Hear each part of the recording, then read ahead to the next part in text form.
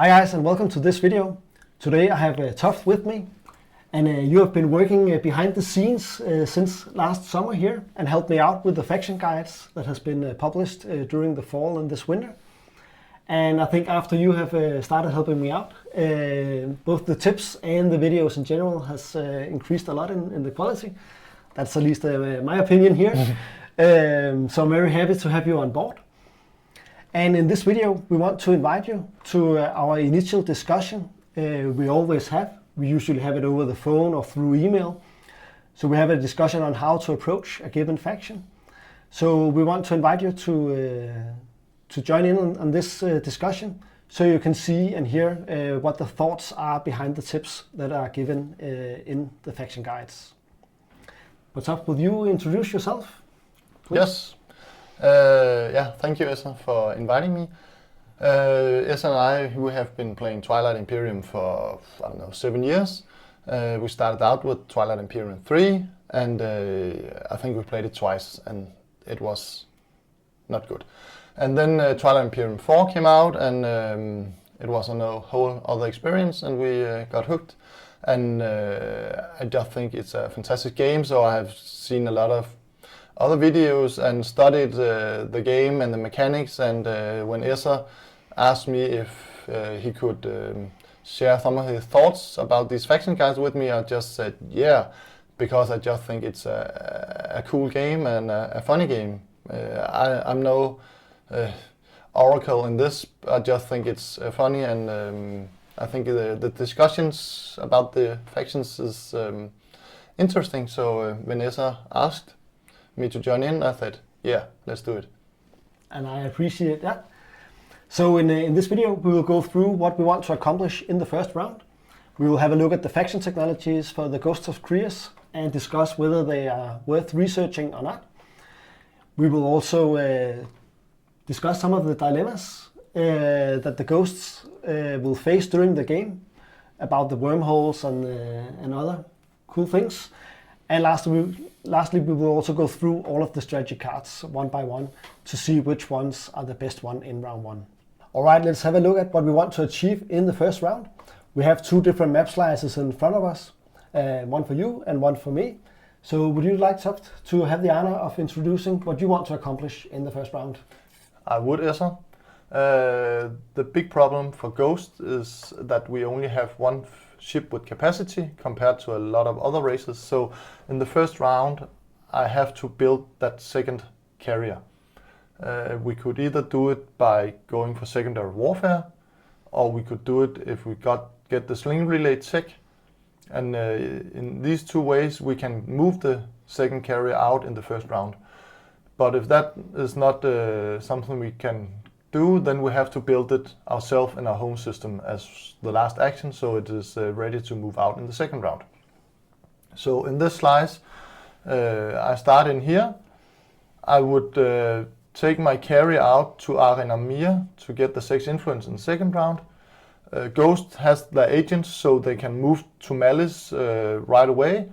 But if I start in this slice, I would go for the 6 influence in Ramirez compared to the 3 influence and 2 trade goods you get out on Malice. My second carrier, if I get that out in the first round, I would go to Malice then, or else I would take it in the second round if no gamma wormhole pops up. And then I would take a destroyer out on the beta wormhole here, because I prepare myself to get my commander unlocked, where I have to get fleets in 3 systems with alpha beta wormholes. And maybe I would put the second destroyer out to the neighbor with the trade card.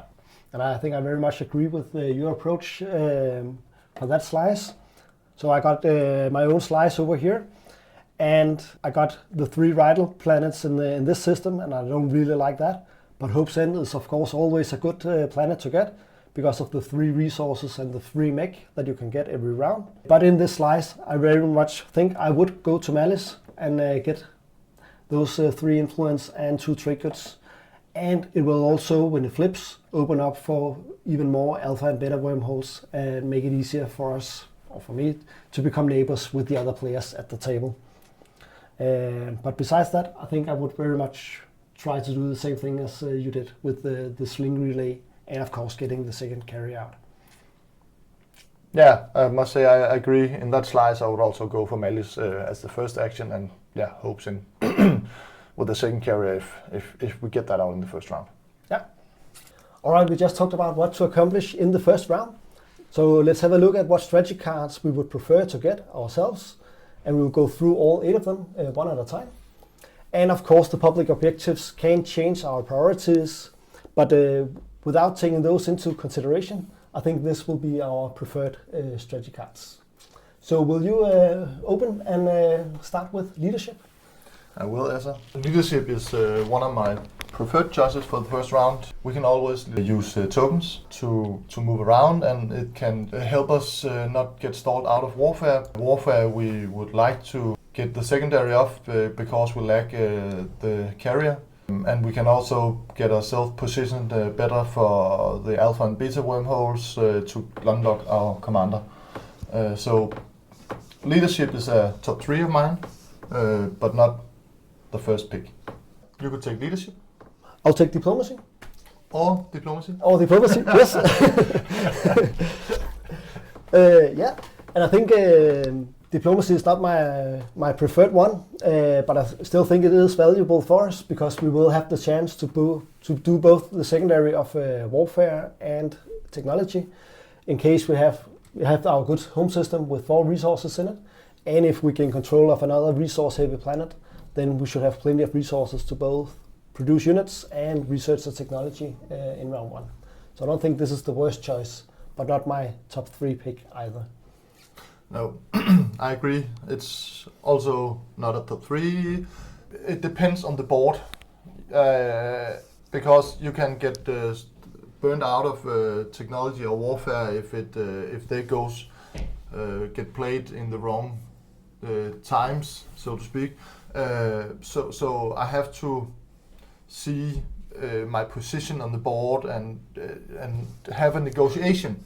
Whereas some of the other strategy cards, they don't depend on the other players. So it is a 4th or 5th pick for me, but I have to take a look at the table to see if it's worth it. Makes sense. Yeah. So you want to see where the warfare player and where the technology player is located, and have a talk with them and hear how soon they're going to play their cards. And do you have the warfare player? Is he a race that can get a lot of actions before he has to play the warfare card? Then the player would probably do that. So as few players as possible can get on the secondary warfare. So this card, I think, is dependent on the board. Yeah, makes sense. And the next one is politics. What is your opinion on that? Politics is a fine card. I think it's a number 4 for me, because you can get the action cards, and the next round I can get to choose the first. Yeah, I would put it even lower. I think it really doesn't help us at all in round 1, but of course always get to pick as the first one in round 2 is always good. But I think I would prioritize it lower than just before the Imperial card, to be honest. Yeah. Interesting. Yes. Yeah. Let's have your opinions about construction. I don't think construction helps us at all in round 1. Of course, if there is a construction public objective out there, or if it's one of my secrets, then maybe. But otherwise, I don't see it really helps us in the first round. What about you? I must say that I will never take construction in any round with Ghost. Oh. It doesn't. I don't think it helps us at all, unless there's a public objective with structures or and a secret with PDSs or something. I would discard it right away. I don't see any use for it. We have a juicy home system. We can build 6 units every round, and with some of the techs I prefer with Ghost. So construction, not in a million years. No, really? Yeah. You're not going for PDSs in the home system or on Malice, for instance? Because we can fire through wormholes with PDS too? Yeah. I think we come into that later, but it's not a tech route I would pick up with Ghost, but it's an interesting one, and I think we could go into that later. But nope, not as my preferred route with Ghost. I would not use any tokens or whatever to have PDSs on the board. Okay. And that's a teaser for one of the dilemmas later in this video, I must say. Yeah. Because I really like the idea of PDSs in the home system and fire away through all the wormholes. Yeah. So, yes. All right. Yeah. And what is your opinion about trade? Trade is my number 1 strategy card in the first round, and maybe in the whole game. You as a 4 commodity faction, and with the agent we can fly directly through Malice, and there we get the 2 trade goods on Malice, but we are also able to be neighbors with the entire board. In a normal board there's 2 alpha and 2 beta wormholes, so if we go to Malice we can get in touch with almost all of our neighbors, because they can fly out to their respective alpha or beta wormholes. So we could get a lot of trade going. So trade is my number 1 strategy card. I completely agree. I don't even need to add anything to what you just said. Yes? What about Warfare? Warfare is not my preferred card either. It can of course help us a little bit with getting a second system, since we lack this carrier, as you mentioned earlier on. So we can of course use Warfare to do exactly that, but I wouldn't go for that. No, it's not my preferred card. No. I agree. It is my 6th pick, so it's really low, especially in the first round. So yeah, I agree. Yeah. And what do you think of technology? I have tech as my 2nd pick in the first round, if I can get trade, because I would take a sling relay, and then I can build my 2nd carrier off of that. So tech is my second preferred 2nd pick in the first round. Yeah, it's also my 2nd pick, but I didn't even think about sling relay, so that's a good choice. So why is it your 2nd pick? Well, I was actually going for the PDS direction here. So I was, even though plasma scoring is not helping in the first round, then I would just start building up. And then we would also open up for the dimensional slicer technology that will also enhance all this firepower through wormholes. I really look forward to discussing the tech strategy with Ghost. I feel that we are not... Totally agree. No, it doesn't seem like it. No. So what about Imperial? Imperial, I would try to avoid it. That would be my last pick. Yeah. So there's 8 strategy cards, and I can't remember any game where someone took Imperial in the first round. So I wouldn't do that either. No. All right. That was it with the strategy cards. Next up, we will discuss the technology path for the Ghosts of Creuss. And Toft, would you like to start? I would, Esser. Sounds good. We start with the gravity drive, the blue tech, which is a really good tech. And I think we should stay a lot in blue. And sling relay would be my next tech. Because both it's a stall and we can get the 2nd carrier out, and with the sling relay we can produce 7 units each round, and thereby I don't think we should ever build the 2nd space dock, and it locks up for our 1 faction tech, the wormhole generator, which has 2 blue prerequisites, and with the wormhole generator we also get a stall action, and we can place our wormholes almost wherever we want, and I think that's a good thing. And then we should have carrier 2, more capacity and more movement, and after that we could go for fleet logistics, lightwave later down the route. If we have a blue tech, we could come quickly to the lightwave. I don't think that fleet logistics is an important tech, but it could be that, or Antimars, or whatever tech to get to the light wave in the late game.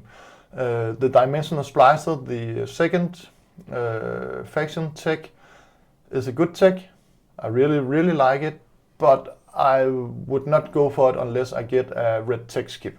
I would not get that red tech to just to get Dimensional Splicer. I don't think that it is that important. So that would be my preferred techs for the Ghosts of Creuss. That's interesting because I have a different approach. I think because I really like the PDS approach and using the power of PDS2 to be able to fire into adjacent systems. So I think plasma scoring could also be an interesting tech. I like your ideas with the blue tech path and getting especially the Carrier 2 out, because we can, with our commander, get a free fighter every time we go through a wormhole. So it is fairly easy to get a lot of free fighters during the game, simply by activating systems and flying through the wormholes.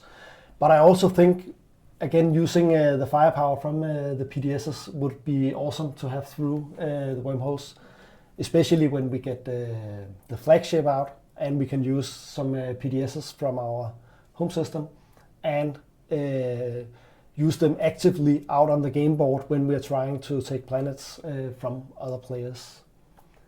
Or win the space combat, of course, with the PDSs, and then hopefully take the planets afterwards if needed. Yeah. So you would take plasma, a yellow tech, and then PDS2 to get that. Hopefully, I would have a yellow tech skip, so I wouldn't have to research Sarween or some other yellow. But I really like the idea of having PDS2. So you would go that route even without the tech skip? I think it very much depends on the map. So no, it's not given, not at all. But I also really want to keep Malice on my hands during the whole game. So having a few PDSs there and being able to use the alpha and beta wormholes there to fire through, that could also be a good foundation for getting a few trade goods from the other players to prevent me from firing at their ships whenever they approach a wormhole out on the map. If you get the PDSs on the Malice, then you can shoot out in both alpha and beta wormholes because Ghost is adjacent to each one of them. Yeah. But this would also you also would have to take construction a lot then as Ghost. Yes. Compared to any other strategy card. Yeah, and as we talked about when we discussed the strategy cards, then it would probably require a public objective that requires multiple structures out on the game board before this approach is viable. But I think if we have one of those public objectives out, or maybe the secret ones, then we have some incentive to get the PDSs on the board and then go this way. But I see there are more conditions in my tech path that needs to be fulfilled. But I think yours is actually a little easier to achieve. I agree. You agree? It's interesting. It sure is. But yeah, I would have to. There have to be some publics to push me that way. Because it's 2 or 3 techs that is not in the blue tech tree, and in a realistic game, how many techs do you get? 5 maybe. So yeah, I would go for the blue. But yeah, there could be things on the map and the publics that could push me the other way. But yeah. Blue is stronger. I totally agree. Especially with Ghost, I think. But yeah, agree to disagree. And that's completely fine. I mean, it just shows very much. Whenever we give tips, then it very much depends on the current game. How is the map? What are the public objectives? How often is the technology card picked by another player, and so forth. If I should go some, let's say, not a totally crazy direction, but if I get the dimensional splicer and I get a red tech skip or something, I could be to get the assault cannon, because I would often have a small fleet, destroyers or something, and the assault cannon just make an automatic hit. And if you also have dimensional splicer and you have a lot of wormholes, then you generate a lot of automatic hits, and that could also be funny and interesting. But there's a long way up to assault cannon, so it's really an edge case. So yeah, blue, and then maybe the dimensional splicer if I have the red tech skip. And by saying that, green and yellow, I wouldn't touch it, and thereby I wouldn't go for tech skips in green and yellow in my slice. The red and the blue I could use for something, but the two others I wouldn't use them. No. But yeah, it sounds like you would go for the yellow tech skip to go your route. Yeah, if it is there, I think it could be fun. But again, and that's the hard part, right? Because you have to build or pick your map slice before the game begins, so you don't know the public objectives at that time. But at least it gives an opportunity to go that way in case we have structure objectives out there. So yeah. What about Dreadnought 2? Would you like, if, let's say you have a yellow tech skip, so you can... Yeah, no. It should be in that case where I don't have too many tokens. So if I have a resource-rich slice and not so much influence, I would probably go for Dreadnought 2, because that's a way to use my resources. So when I get a slice, I would go for influence. But if that's not the case, then it could be interesting to go for Dreadnought 2 and thereby get the capacity, the movement, and the opportunity to use my resources. But it would not be my first route. No. I think I agree with that. Yeah. All right. I think that was it for technology. Unless, do you have any other? Nope. Yeah, you could say if you get Dimensional Splicer and you have the red tech skip, then you could pick up Destroy 2. If there's a lot of fighters and you need the second unit upgrade, it could be Destroy 2, but yeah.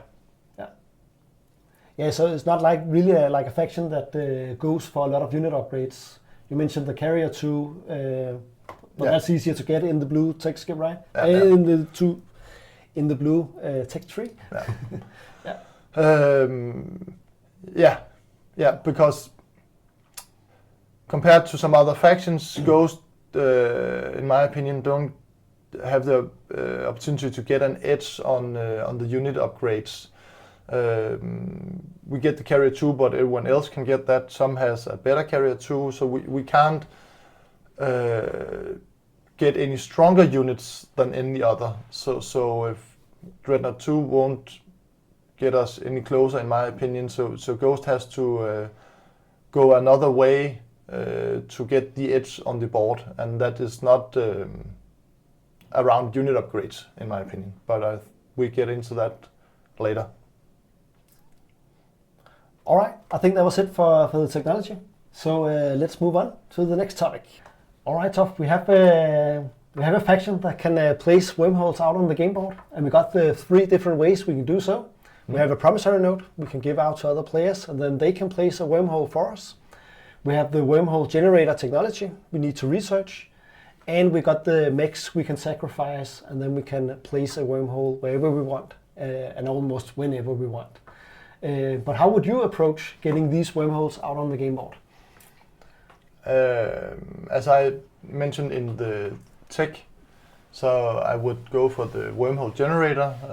It both give us a stall, and then I can place them whenever I want and with some restrictions where I want. So I would go for the wormhole generator primarily to get the wormholes out in my playgroup and experience, trading with the promissory note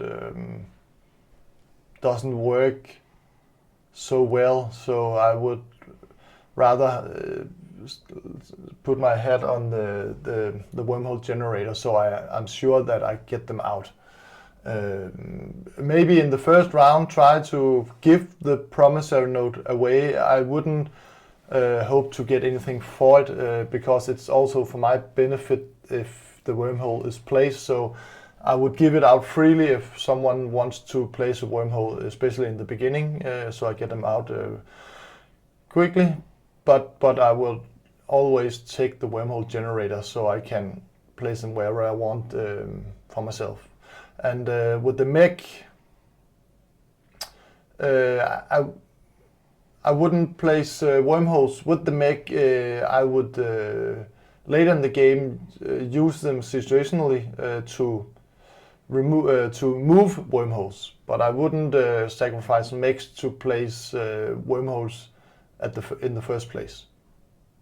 Yeah, I think that's a good distinction between getting the wormholes out on the game board as the first thing and then moving them around afterwards. And I think it's a really good point, having potentially used the mechs to move them around or move one around if that is needed to score an objective, or maybe combat another player in case we need to stop someone going a little too fast towards winning the game.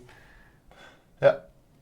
So yeah, because the mechs, you can move the wormhole instantly when you activate, whereas the promissory note or the wormhole generator, you make an action and then you move the wormhole, and then the other players may have a chance to move their fleet around to if they see what you want to accomplish moving that wormhole. There you can sacrifice the mechs, move the wormhole, and then use the new placement of the wormhole. So it's two different things. So if I have to make a very move so no one can predict, I would use the mechs to sacrifice and make the wormhole right away. So that is where I will use the mech. So they are good but situational to the wormhole movement. Yeah. And I also like that you said in our play group, the meta is that it is pretty hard to get the other players to use the promissory note. I do remember a game where you played the Ghosts and you were really trying to sell the promissory note to both me and a third player. And we couldn't really figure out how much it would benefit you at that point in time. So at least I can say for myself, I was very hesitant to accept that. But I think it's awesome to have that opportunity in case we have a technology, we have a game with less technology than other games. Then it can be a little bit expensive to get the wormhole generator. And then it would be awesome to use the promissory note instead, so we can save the technology. But I agree, it depends very much on the meta in that play group. Yeah.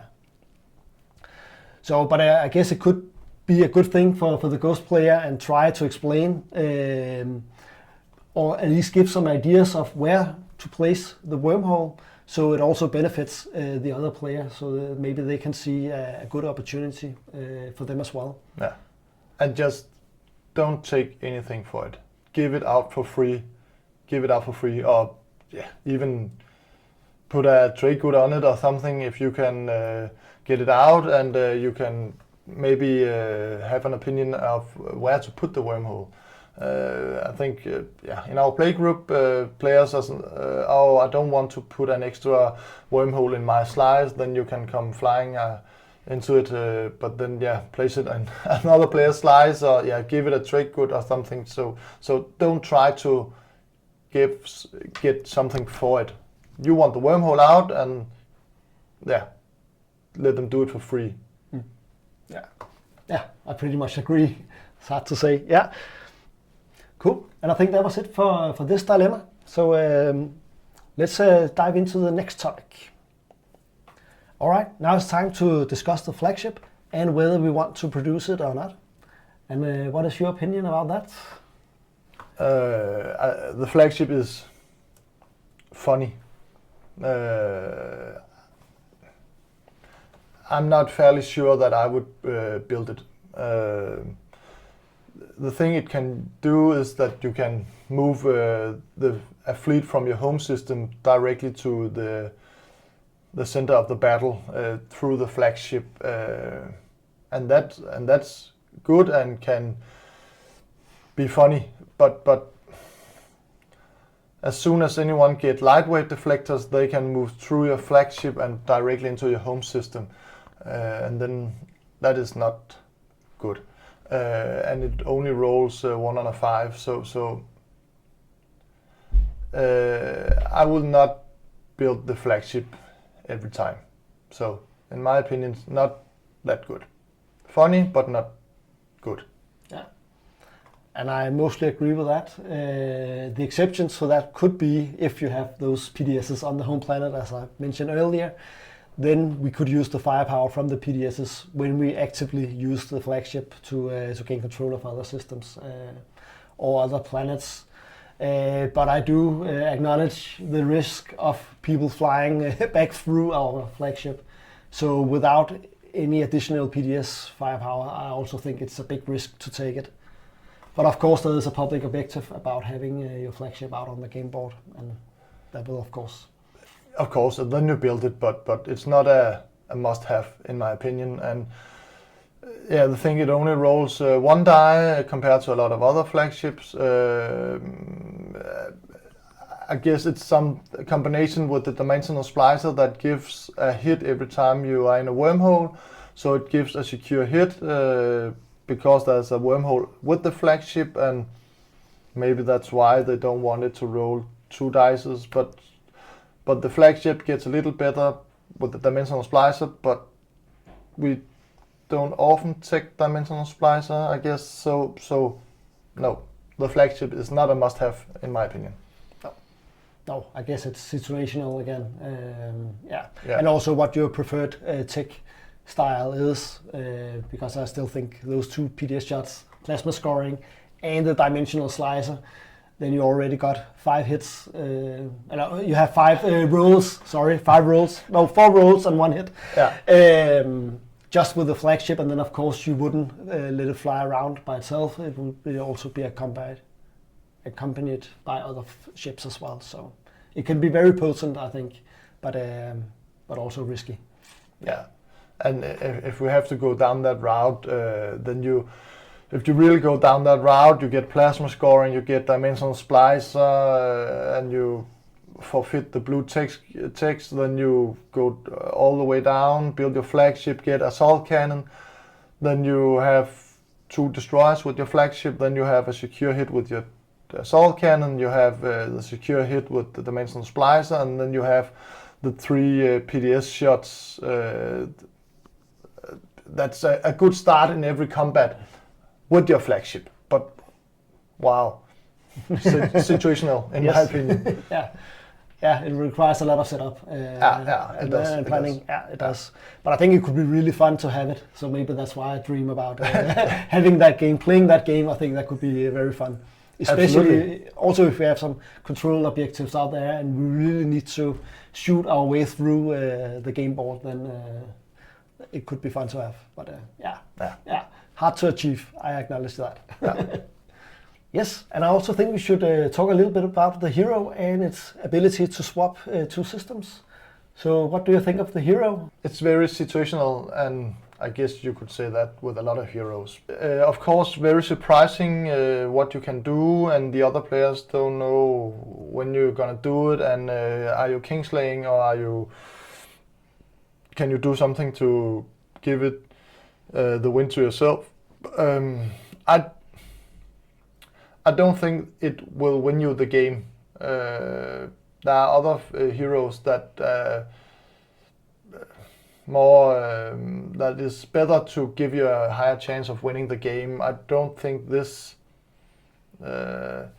has a can lift your win rate. It's very situational. But the thing is that the hero is better the more wormholes you have out. So it is essential to get all your 3 wormholes out, and maybe there comes an extra gamma wormhole through some exploration, and that of course give your hero more power.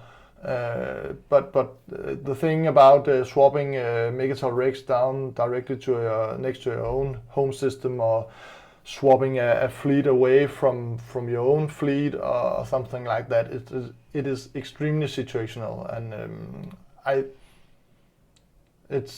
I think it's more used in king slaying or king making than it helps you get the victory. But it's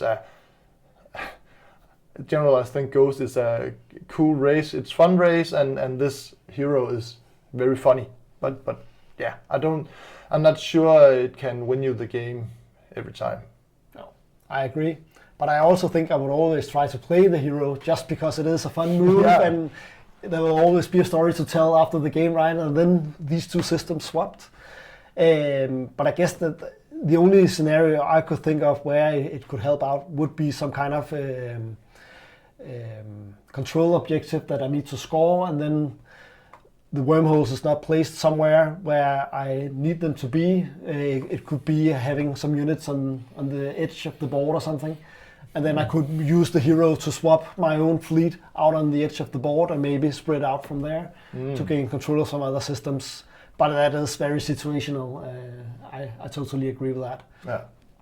But it has to be played. I think it has to be played, no matter if it helps you or not. Yeah.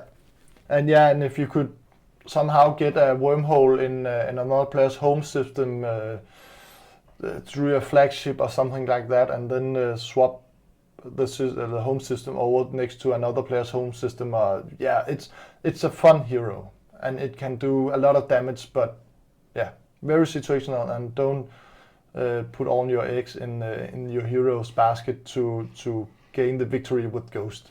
No. And I think there's a very important topic we haven't covered yet, and that is how we actually win when playing the Ghosts of Creuss. And what do you think about that? We have covered most of the pieces earlier in the video. Ghosts don't have specific unit upgrades that gives them an edge in the combat.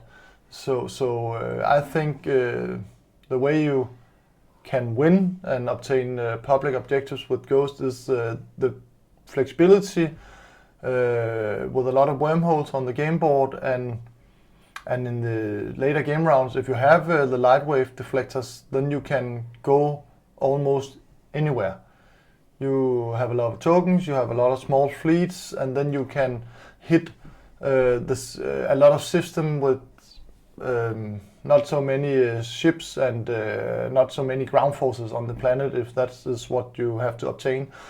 So on a normal board, you have 4 wormholes. You place the 3 of your own, that is 7, and then you maybe a gamma wormhole more. So there might be 8 wormholes around the board, and you can move them around with your mechs, your wormhole generator, and that can give you a lot of flexibility to obtain some objectives that for a lot of other players could be impossible.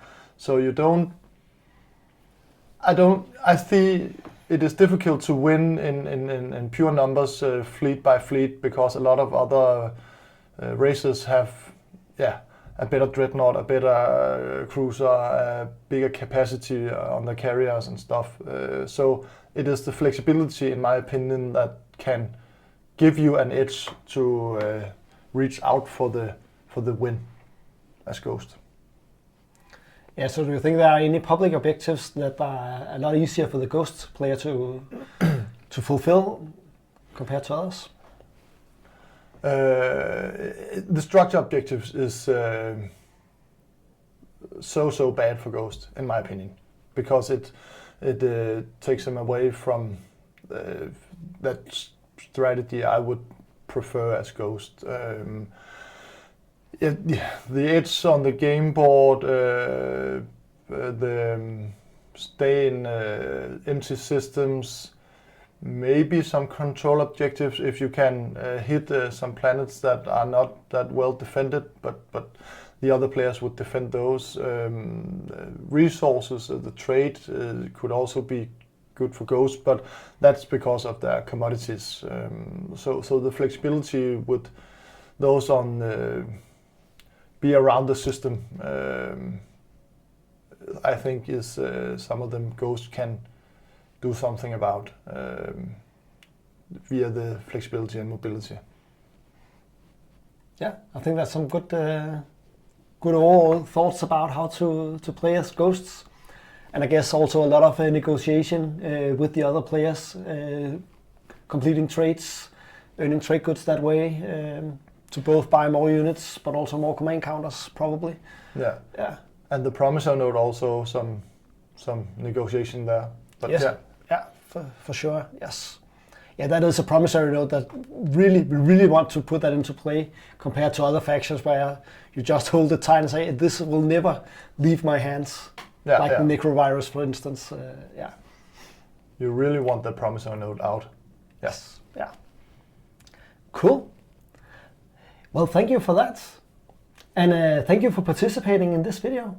I think that was very interesting to do this discussion live, person to person, and not just through the telephone. And I have for sure gotten some ideas to think a little more about when preparing the faction video. And I know for sure that I will also get your help along the way there too. So we can get some good videos out there for you guys. Yeah. Yeah. So thank you for being here, and I hope we can do this again some other time. Of course. Yeah. And hopefully the faction video will be out later this week. And if you're watching this at a later time, then I will probably have added a link to it somewhere here on the screen. Thank you for watching. Please subscribe to the channel. And once again, thank you for being here. You're welcome, Ezra. Yeah. See you.